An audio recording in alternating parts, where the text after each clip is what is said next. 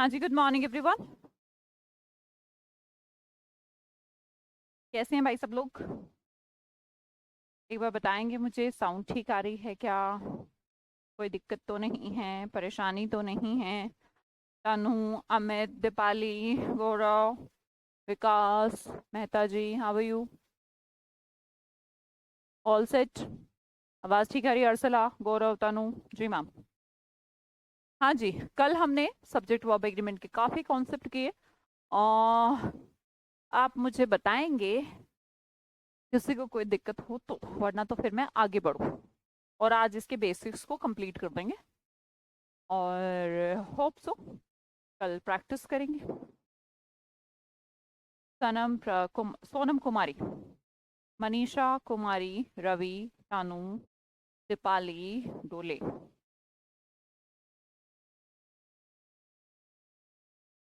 Clear है ma'am? चलो बहुत अच्छी बात है। जय हिंद जी, जय हिंद। All set? किसी को दिक्कत है बेटा पूछ लीजिए सब्जेक्ट वर्ब एग्रीमेंट में, किसी को कोई भी इशू हो तो।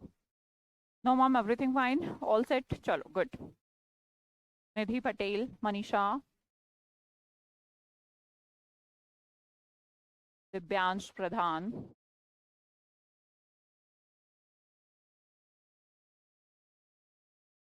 Sandeep Kaur, no doubt no doubt. चलो जी, अच्छी बात है, करें शुरू। इसका मतलब कोई डाउट नहीं है तो फिर क्लास को शुरू करना है। चलो जी। सब्जेक्ट वर्ब एग्रीमेंट चैप्टर पढ़ते हुए हम इन दोनों की रिलेशन की बात कर रहे हैं। उन दोनों के रिलेशंस में अलग अलग सब्जेक्ट्स हमें दिखाई आ रहे हैं, उन सब्जेक्ट्स के अकॉर्डिंग वर्ब हमें दिखाई आ रहे हैं, है ना जी? कुछ ऐसा ही है डेफिनेटली। मैम, वोकेबलरी की क्लास हुई थी क्या आज? ऑफ कोर्स हुई थी, पर मैंने पहले से ही कहा था कि आज वोकेबलरी की क्लास 9 से 10 होगी, 10 से 11 होगी। ग्रामर की क्लास 9 से 10, वोकेबलरी की क्लास तो 9 से 10 वोकेबलरी की क्लास हो चुकी है ना? और अगर आपने नहीं देखी है, मैम कल वाली रिकॉर्डेड क्लास नहीं चल रही है, उसमें यू आर है, no address found, associated with host name, ये आ रहा है ऐसा जयश्री। चलो हम चेक करेंगे कल वाली। कृपया मेरी रिकॉर्डेड क्लास को चेक करें कि वो चल रही है या नहीं, हम कर लेंगे, ठीक है उसको चेक। चलो जी, हम आज की क्लास को आगे बढ़ाते हैं। सब्जेक्ट और वर्ब के रिलेशंस के बारे में आज हम बात करते हैं। प्रोनाउन नाम के दुल्हों की, तो डिफरेंट डिफरेंट दुल्हे, उनके हिसाब से दुल्हन हमें ढूंढनी पड़ेगी। अब प्रोनाउन में मैं कौन से प्रोनाउंस की बात कर रही हूँ उनको एक बार देख लेते हैं बेटा। देखो, यहाँ पर एक पूरा ग्रुप आपको दिखाई आएगा जिसके अंदर समवन, वन है। आपको कुछ रट्टा नहीं मारना है, अपने आप ही हिंट देगा। Someone, anyone. अब वन को ही इंडिकेट करने वाला वर्ड है body. Anyone, anybody, anyone, anybody, someone, somebody. अब देखिएगा, नो वन, नो बॉडी, हो गया। एवरी वन, एनी, एनी का मतलब क्या होता है? एक। एवरी, हर एक। इधर, दो में से एक। नीदर, दो में से जीरो। नन, दो से ज्यादा है पर है कोई सा भी नहीं। इसका मतलब ये सारे के सारे प्रोनाउन, एक में भी आपको डाउट नहीं होगा कि मैम ये एक से ज्यादा को कहते हैं। बताइए, किसी को लगता है क्या ये एक से ज्यादा को बोल सकते हैं? सम वन एक को कहता है बेटा, देखो इसमें तो लगा ही है वन। इस वन से, इस बॉडी से तो आप भाग नहीं सकते हो ना। जब वन है और एक बॉडी है, इसका मतलब वो एक है। अब थोड़ा सा कंफ्यूजन एनी में हो जाता है बच्चों को कि एनी का मतलब क्या होता है। मैं फिर से डिस्क्राइब कर देती हूँ, वैसे मैंने कल भी बताया था कि एनी का मतलब होता है जब हमारे पास हैं तो ज्यादा, दो से ज्यादा लोग, पर हम इसमें से एक की बात करना चाहते हैं तो कहते हैं एनी।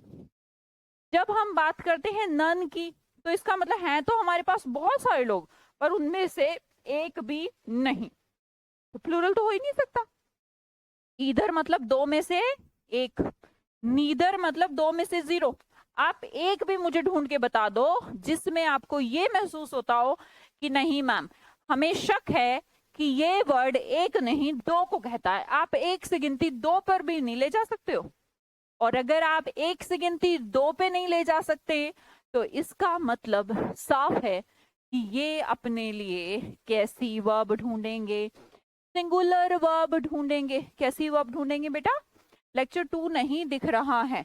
काफी सारे बच्चों को दिक्कत है कि कल का लेक्चर नहीं दिख रहा है, मैं बाद में दिखवाऊंगी, है ना।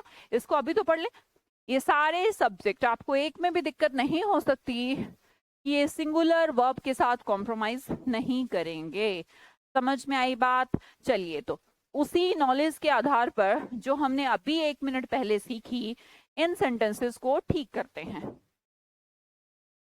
करिए जल्दी, 1 मिनट का टाइम दूंगी, 1 मिनट का भी नहीं, 30 सेकेंड का।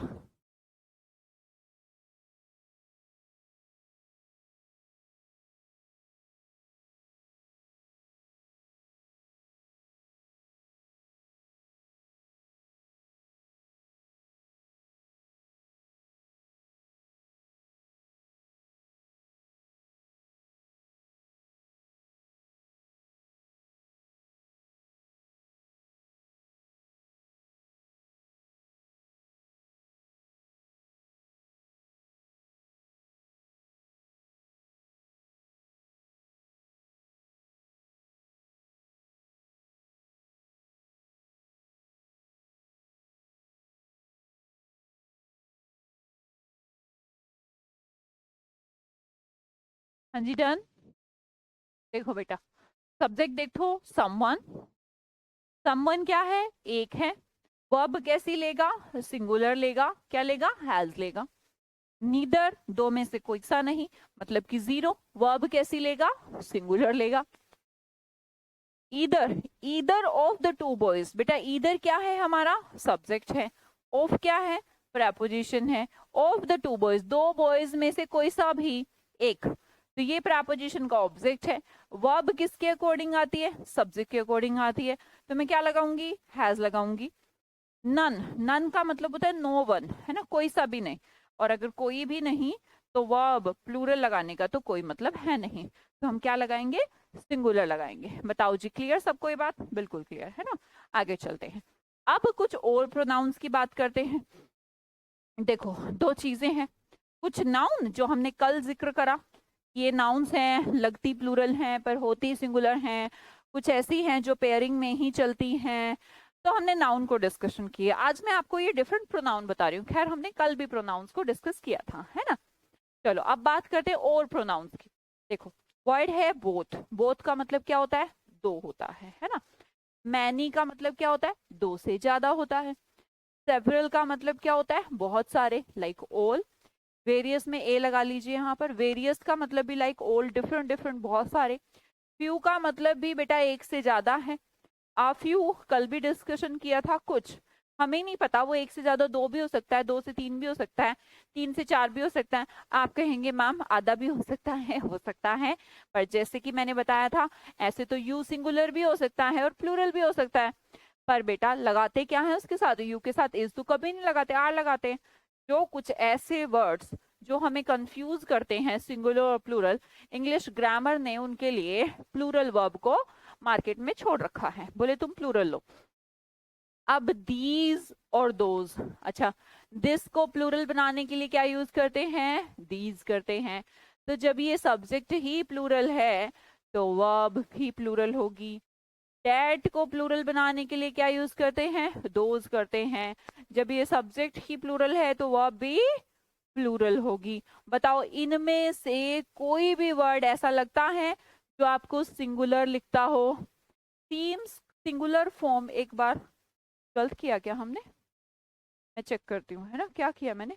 समवन, नीदर सीम्स, इसमें क्या दिक्कत है बेटा? Neither seems to serve our purpose, इसमें क्या दिक्कत हुई? नीदर है, नीदर का मतलब होता है दो में से जीरो, तो सिंगुलर वर्ब लेगा। और सिंगुलर वर्ब सीम नहीं होती, सीम्स होती है। इसमें दिक्कत क्या आई रवि? मेरे को समझ नहीं आया, क्लियर कर दीजिए। सीम सिंगुलर फॉर्म है, इसमें क्या दिक्कत है बेटे? प्ले प्लूरल है, प्लूरल को ही बेस फॉर्म कहते हैं। और प्लेस तो हमारी सिंगुलर होती है, एस लगाने से तो सिंगुलर होता है। रवि क्या हो गया है, तुम तो ऐसे बच्चे नहीं हो। चलो जी, अब ये सारे सब्जेक्ट किसको कहते हैं, प्लूरल को कहते हैं। तो इनके साथ वर्ब भी कैसी आएगी, प्लूरल आएगी। बहुत सिंपल सी बात है, राइट मार्टिन। चलो जी, अब देखते हैं कुछ वर्ड हमारे सामने, कुछ सेंटेंस हमारे सामने। फिर से सिर्फ 30 सेकंड का ही आपको समय दूंगी। देखिए क्या ये सब्जेक्ट कैसे हैं, सिंगुलर हैं या प्लूरल हैं, चेक करके करिएगा।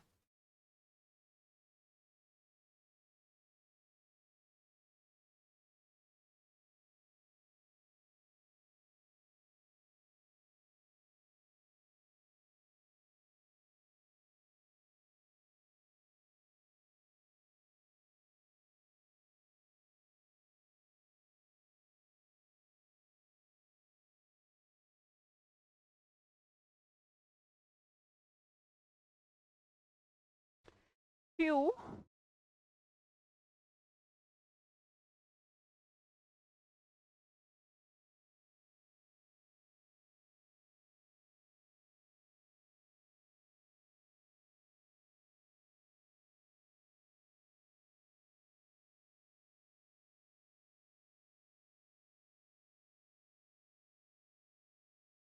Few likes to stay away from their parents. Their का स्पेलिंग वैसे हमारा यहाँ पर गलत हो गया, इसे भी ठीक कर ले।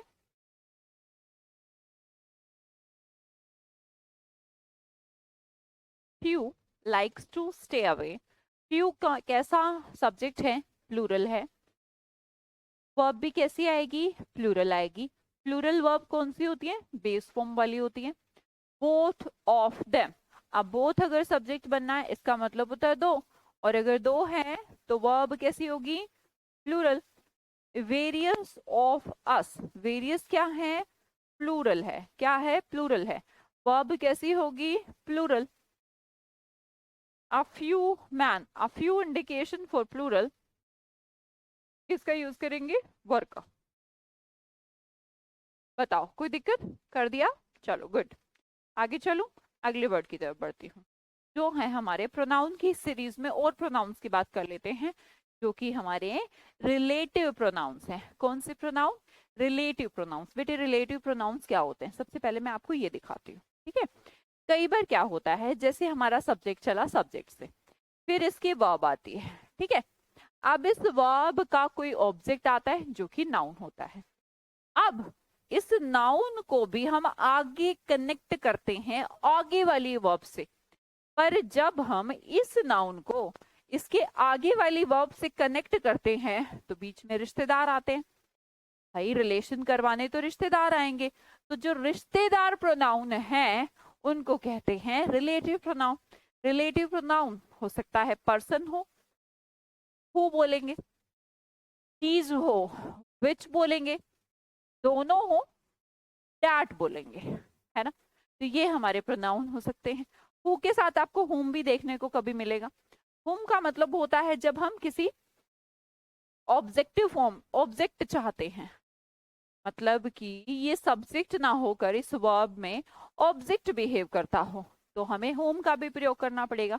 पर ये बात साफ है कि पर्सन के लिए हु का यूज होगा या होम का, चीजों के लिए विच का यूज होगा, और दोनों के लिए डैट। डैट के अपने अपने केस भी हैं, वो चीज भी चलो हम बाद में डिस्कस कर लेंगे। आगे चलते हैं। चलो अब हम, जैसे मैं आपको बताती हूँ कि किस प्रकार के क्वेश्चन आपसे पूछे जा सकते हैं। देखो, this is one of the boys who know the truth. अब बच्चे क्या है ये जो हु, देखो हु, विच अगर शुरू में आ जाए, जैसे हु इज योर फ्रेंड, तो ये तो बनाते हैं इंटेरोगेटिव सेंटेंस। कैसे सेंटेंस बनाते हैं, इंटेरोगेटिव। पर अगर ये सेंटेंस के बीच में आते हैं, कोई इंटेरोगेटिव साइन नहीं है, तो इनका दूसरा नाम है कि ये अब क्या बन गए हैं, रिलेटिव प्रोनाउन। तो इन्हें क्या कहते हैं, रिलेटिव प्रोनाउन। इसका मतलब सतर्क हो जाइए कि कुछ ना कुछ चक्कर हो सकता है। This is one of the boys, यह उन लड़कों में से एक है जो सच जानते हैं। मुझे बताइए कितने लड़के सच जानते हैं? मान लो 5 लड़के थे हमारे पास, फॉर एग्जाम्पल। मेरा सवाल पूछ सुनिएगा, कितने लोग सच जानते हैं? This is one of the boys who know the truth. मेरा सवाल है, कितने लड़के सच जानते हैं? 5 लड़के थे। अब मैं इसमें से, ये 5 थे, A B C D E, और मैं पुलिस के सामने ले गई बी को, और मैंने ये सेंटेंस बोला कि this is one of the boys who know the truth. ये उन लड़कों में से एक है जो सच जानते हैं। तो मुझे बताइए, सच पांचों जानते हैं या सिर्फ बी जानता है? क्या मैंने यहाँ पर ओनली वर्ड यूज करा? मैं ये कॉन्सेप्ट सिखा रही हूँ बेटा, बहुत इंपॉर्टेंट, एग्जाम में आता है। पांचों जानते हैं, राइट। और अगर बेटे पांचों जानते हैं तो मैंने नो वर्ड यूज करा है, बिल्कुल सही है। आगे देखते हैं। I have some books which is useful for competitive exams. मेरे पास है यहाँ पर 4 किताबें। मैंने कहा I have some books, I have some books which is useful for competitive exams. Competitive exams के लिए कितनी बुक यूजफुल हैं? जो सम बुक्स हैं वो सारी, या इनमें से एक? बोलो, कितनी बुक एग्जाम के लिए यूजफुल हैं? मोनिका जी आप समझी नहीं, आप कह रहे मैम एक जानता है सच। बेटा मैंने यहाँ पर ओनली वर्ड तो यूज किया नहीं, मैं तो इन पांचों में से एक को पुलिस के पास ले गई, ये पांचों सच जानते थे। मैं बी को ले गई कि ये देखो ये वो लड़का है, एकमात्र वो लड़का नहीं बोला मैंने बोला ये उन लड़कों में से एक है जो सच जानते हैं। जानते पांचों है, मेरे हाथ एक ही लगा। तो बेटा जो उसके पास सम बुक्स हैं सारी की सारी एग्जाम के लिए क्या है? यूजफुल है। तो हम मैं क्या यूज करूंगी? आर यूज करूंगी। क्या यूज करूंगी? आर यूज करूंगी। ठीक है, आगे चलते हैं। You are only one of the girls that have patience. इसके लिए मैं आपको 1 मिनट का भी समय देने के लिए तैयार हूं।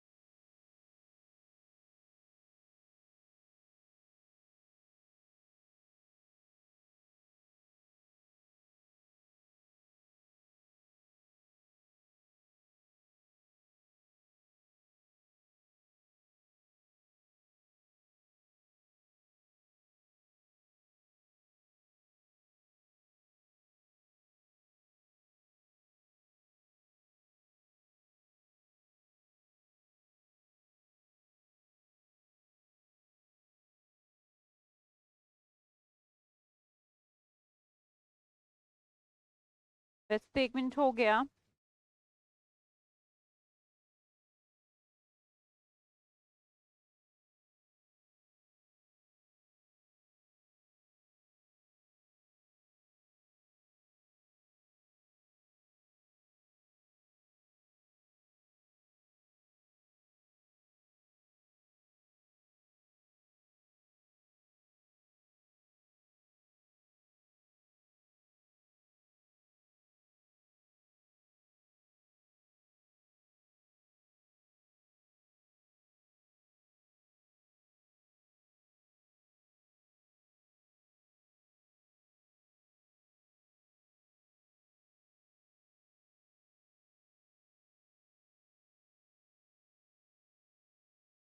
चलो सबने अपने अपने तरीके से अपनी बुद्धि का परिचय दिया, कोई बात नहीं। मैंने कहा you are only one of the girls that have patience.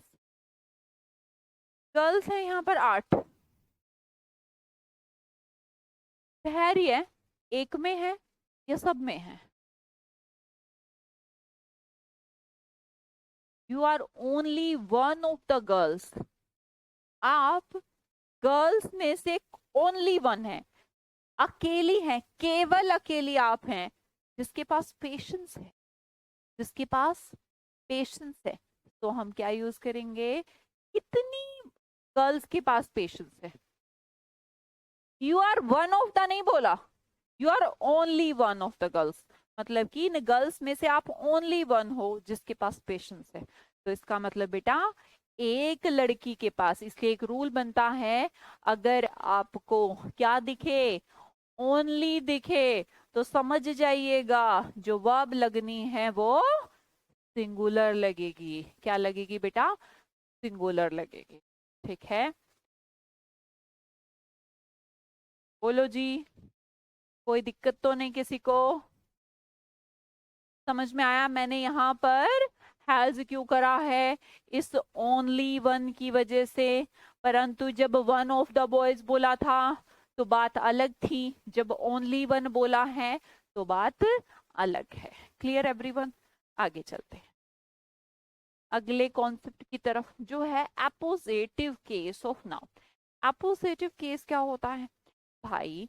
जब किसी नाउन के बारे में ही अगली बात ऐड की जाए, जब एक ही नाउन है लेकिन उसके बारे में एक एक्स्ट्रा इंफॉर्मेशन दी जाए, तो वो प्लूरल नहीं हो जाता। कोई नाउन है उसके बाद उसका अपोजिटिव केस है, तो वर्ब इस नाउन के अकॉर्डिंग ही आएगी। सिंगुलर हो या प्लूरल मेरा उससे मतलब नहीं है। आप उसे ये नहीं मान सकते कि ये वाला जो केस है बीच में जो हम लगा रहे हैं वो इसका सब्जेक्ट बन जाएगा। फॉर एग्जाम्पल यू, यू, और यू के बाद आपको दिखेगा कॉमा और माय ओनली फ्रेंड, तो आपको पता होना चाहिए कि यू का ही केस है, माय ओनली फ्रेंड अलग अलग लोग नहीं है ये। यू माय ओनली फ्रेंड, आई सुमन सूर्यवंशी। समझ पा रहे हैं बात? तो हमने कहा ये कुछ भी नहीं है, इसका कोई लेना देना भी नहीं है। यू के साथ हैज नहीं, हैव लगाइए। बच्चे सोचेंगे माय ओनली फ्रेंड के साथ हैज लगा दूं, पर आपको ऐसा नहीं करना है बेटा जी। क्लियर? आगे देखते हैं। I the captain of the ship is opposed to this idea. इसमें क्या करें? I the captain of the ship. अब देखिए, क्या आई ही सुमन सूर्यवंशी है? क्या आई ही the captain of the ship है? जी हाँ, मैं अपने बारे में एक एक्स्ट्रा बात कह रहा हूं कि मैं कौन हूं? Captain of the ship.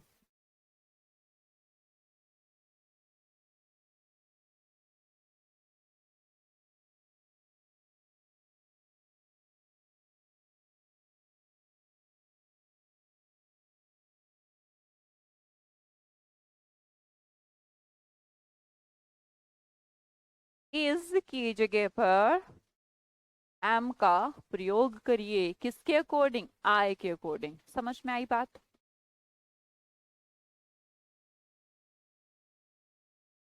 चलो आगे देखो, इसमें तो खैर कोई दिक्कत ही नहीं है, आप समझ ही जाएंगे।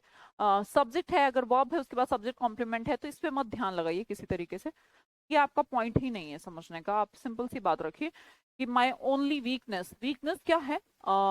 अनकाउंटेबल नाउन है, तो हम इसके साथ आर नहीं इसका यूज करेंगे। हिज पेरेंट्स, भाई दिख रहा है साफ साफ प्लूरल है, तो जैसा सब्जेक्ट होगा वैसी वर्ब होगी, इसमें इतना दिमाग मत लगाना।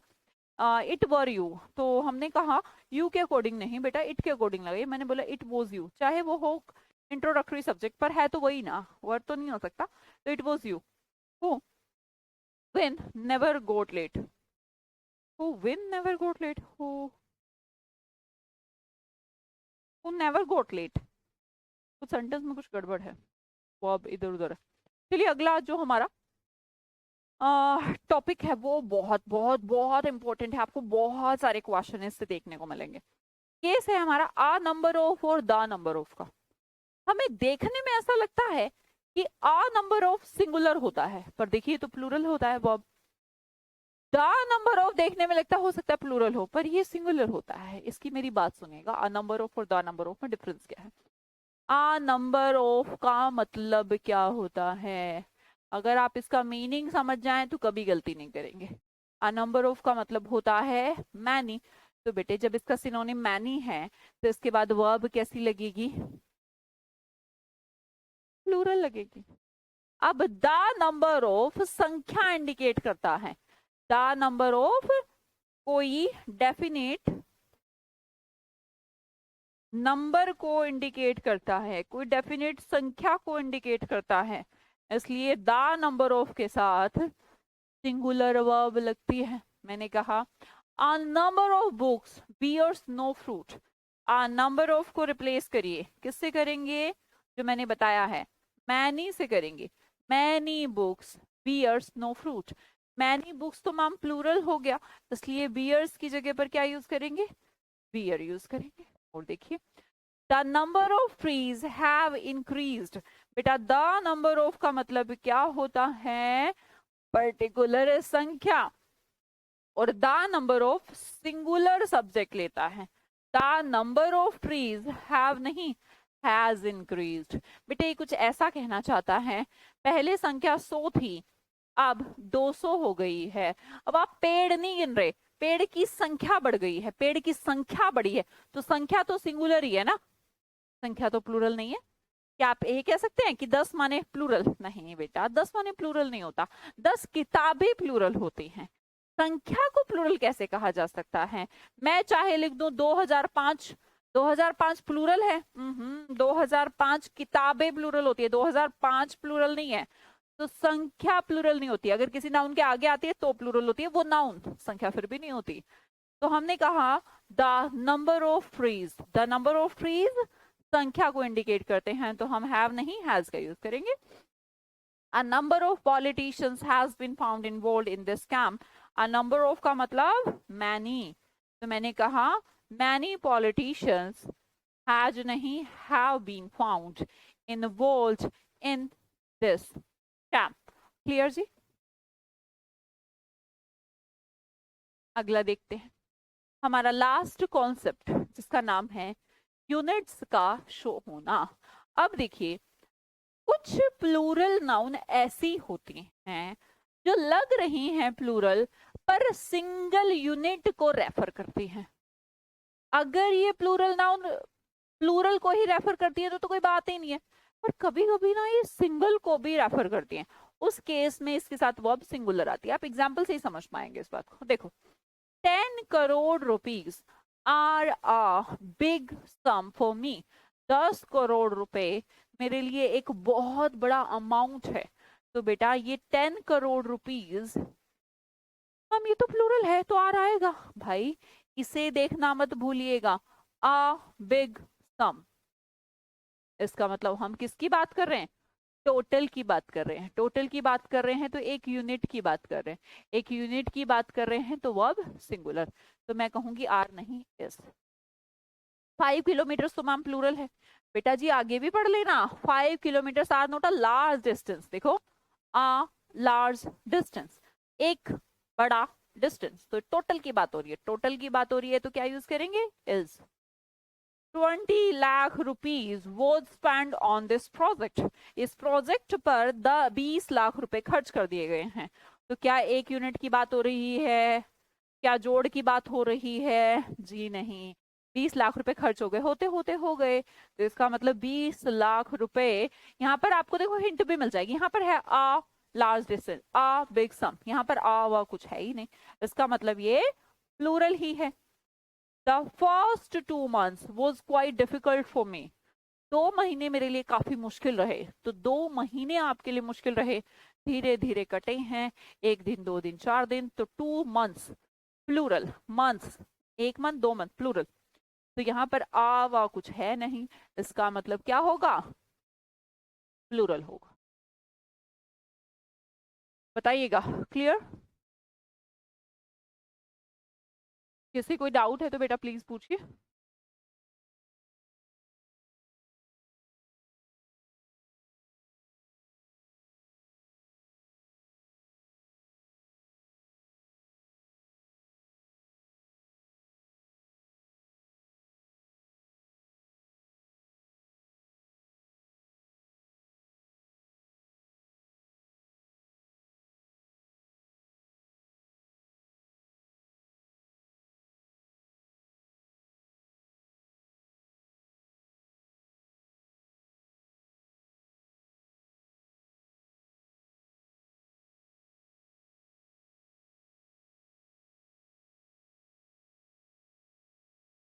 क्लियर जी? किसी को कोई दिक्कत, कोई समस्या? हाँ जी, चलो कुछ क्वेश्चंस का प्रैक्टिस करवाएं।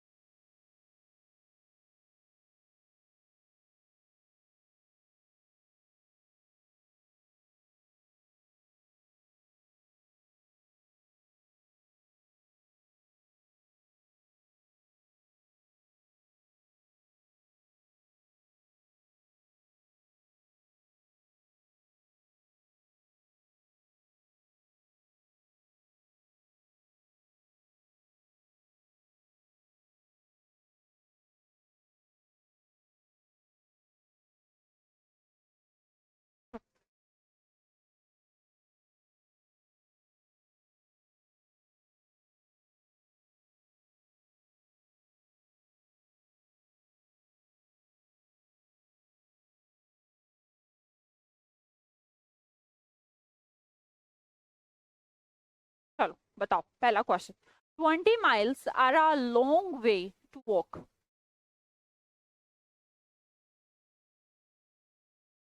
10 करोड़ नेटवर्क प्रॉब्लम था मैम। कोई बात नहीं, कोई बात नहीं सुकंत।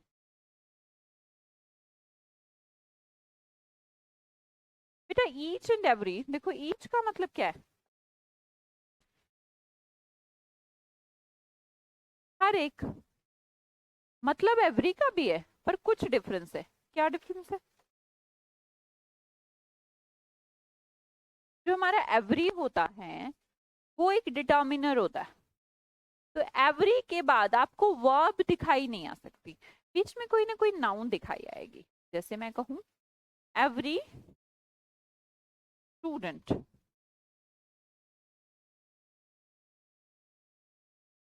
ठीक है। ईच के केस में क्या है?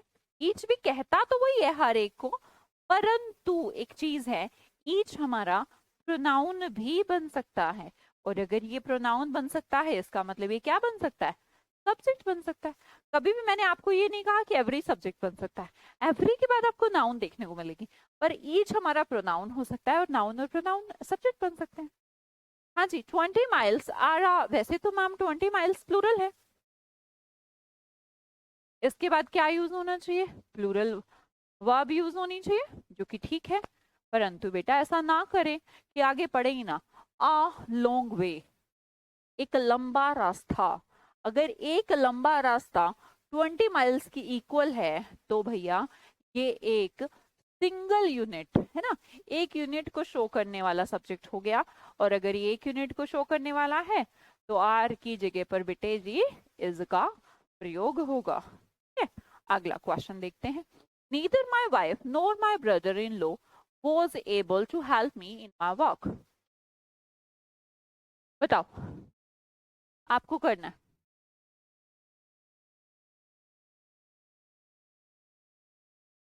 करिए।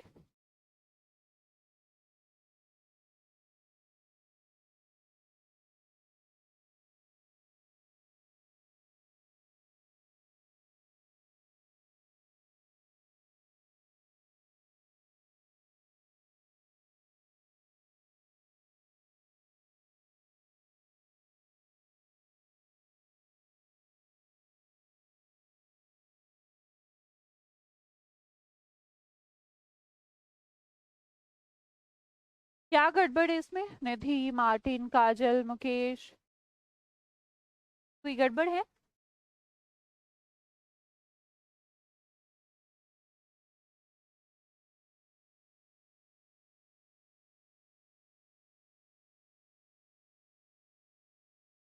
वरेबल कर दें? कैसे करूं? पुणे ही वरेबल वाला, इसका क्या किया जाए? प्रिया मलिक, कैसे होगा तुम्हारा प्रिया? बेटे मैंने आपको इतने क्लियरली समझाया, आप पढ़ के नहीं आए। इसका मतलब ना कल आप पढ़ के आना, कल करवाऊंगी फिर प्रैक्टिस, है ना। नीदर के बाद सब्जेक्ट 1 है, नोर के बाद सब्जेक्ट नंबर 2 है। हमारी जो वर्ब आएगी वो नियरेस्ट सब्जेक्ट के अकॉर्डिंग आएगी। आपको सिखाई है ये बात मैंने। इधर और का कॉन्सेप्ट भी है, अकेला और आ जाए तब भी यही है। अब हमने कहा माय ब्रदर इन लो, ये सिंगुलर है, आप इसके साथ वर क्यों लगा रही हैं? बेटा ये तो गलत बात है, अगर किसी को ये भी याद नहीं है इसका मतलब आप पढ़ते नहीं हो साथ साथ। कल करवाऊं प्रैक्टिस, है ना? पढ़ के आना। और देख लेती हूँ तुम्हारा और हाल देख लेती हूँ। If my father approve I go to Mumbai. अब ये तो इतना आसान है, छोटे बच्चे से पूछूंगी वो भी बता देगा। नो एरर है इसमें, एग्जैक्टली नो एरर।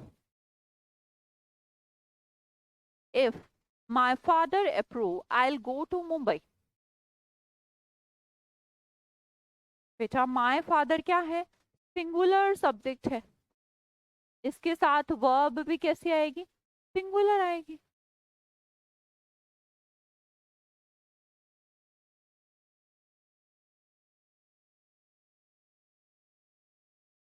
कल पढ़ के आना, ठीक है?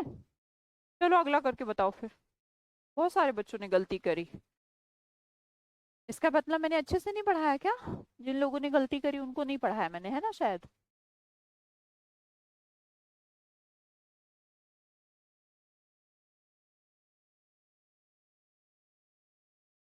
कल पढ़ के आना फिर, ओके?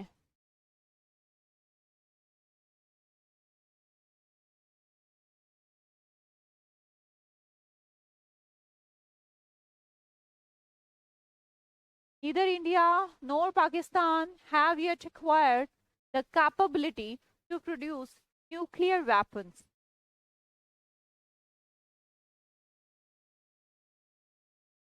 देखा बेटा, फिर से वही केस है। कौन सा केस माँ?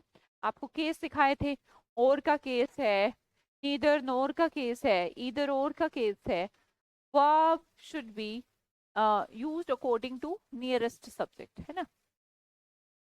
यहाँ पर देखिए, इधर इंडिया नॉर पाकिस्तान, पाकिस्तान के अकॉर्डिंग आएगी हैव, तो हैव तो नहीं आ सकती, पाकिस्तान तो सिंगुलर है, मुझे हैव्स का यूज करना चाहिए। और देखिए, you and I have known each other for the last 6 years। अगला क्वेश्चन करो। यस मैम, कल करा देना। हाँ करवाएंगे तो अब, कोई नहीं, एक आध और कर लो। कल पढ़ के आइएगा बेटा प्लीज। कोई मतलब नहीं है बिना रिवीजन किए प्रैक्टिस का, कोई सेंस ही नहीं है उसमें, बस फिर मेरी हो रही है, आपकी तो हो ही नहीं रही। सही मायने में तो ये होना चाहिए कि वो आपको आना चाहिए, मैं तो कोई कोई टिपिकल क्वेश्चन हो तो उसको करवाऊं।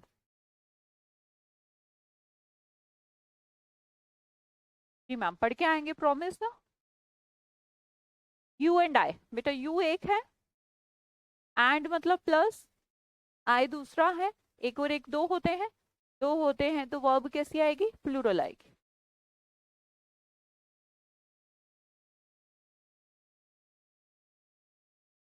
एक और क्वेश्चन देख लो। My father has not heard from my younger brother who are abroad for over a month. Answer भी देंगे मुझे, साथ में इसका रीजन भी देंगे।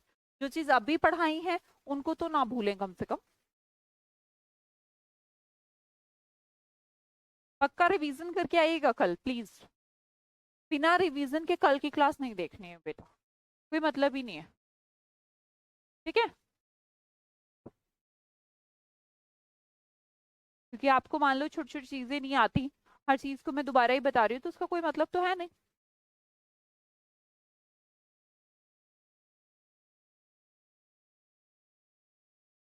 इसमें कहाँ है तो लगेगा ही नहीं।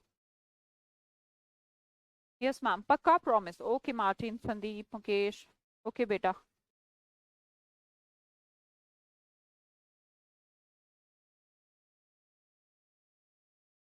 हैव लगा दूं? कहाँ हैव लगा दें? रजत राणा।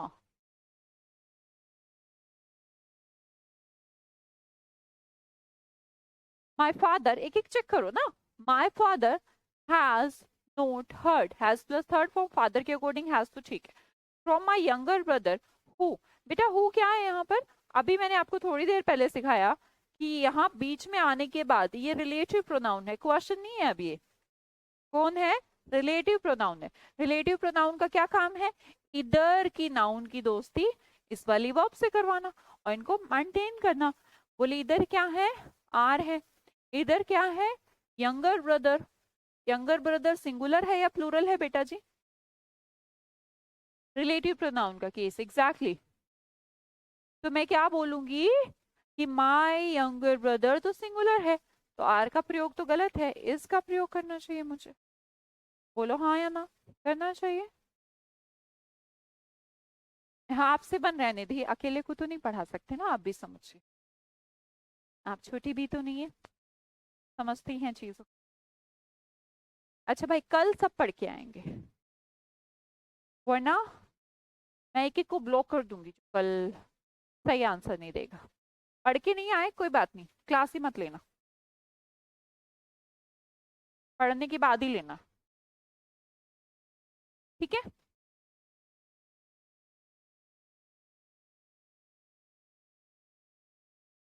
और चलो ठीक है, हम यहीं पे डलवा देंगे। सैटरडे संडे में प्रैक्टिस मैजिक चैनल पर सब्जेक्ट वर्ब एग्रीमेंट की 3 क्लास है, तीनों की 3 प्रैक्टिस करनी है, ये आपका होमवर्क है। नहीं करेंगे तो नुकसान आपका है। Yes ma'am, promise. चलिए अभी फिर चलें हम। All right, good. जिसके सही है अच्छी बात है, मैं ऐसा नहीं बोल रही कि सबके खराब हैं, सबको नहीं आता, पर मेरे लिए तो बेटा सब इक्वल होना, मेरे अकॉर्डिंग तो सबको आना चाहिए। मेरा मोटिवेशन तुम्हारा आंसर है। आपको लगता है कि मैं काम कर रही हूँ, काम के साथ साथ मैं एंजॉय करती हूँ, उसको एंजॉय तब करती हूँ जब आप सही आंसर देते हैं। मुझे लगता है हाँ आंसर सही दे दिया बच्चों ने, इसका मतलब मैंने अच्छे से पढ़ा दिया, वरना तो मुझे खुद पे आत्मग्लानि होने लग जाती है कि शायद मैंने अच्छे से नहीं पढ़ाया। ठीक है, कल पढ़ के आएंगे, कल की क्लास की प्रैक्टिस करेंगे, उसके बाद सैटरडे संडे में जो प्रैक्टिस मैजिक चैनल है वहां पर सब्जेक्ट वर्ब एग्रीमेंट की 3 क्लास है, उन तीनों की प्रैक्टिस करेंगे। बेटा एक एक चैप्टर को ऐसा मतलब इतना अच्छे से तैयार कर लेना है कि हमारे एक भी क्वेश्चन छूटे नहीं। ओके जी, बाय बाय। लेक्चर्स 2 का देखिएगा मैम जी, कुछ समय भी देखती हूँ मैं, अभी क्लास मैं मैसेज करती हूँ टीम को कि लेक्चर 2 में क्या प्रॉब्लम है।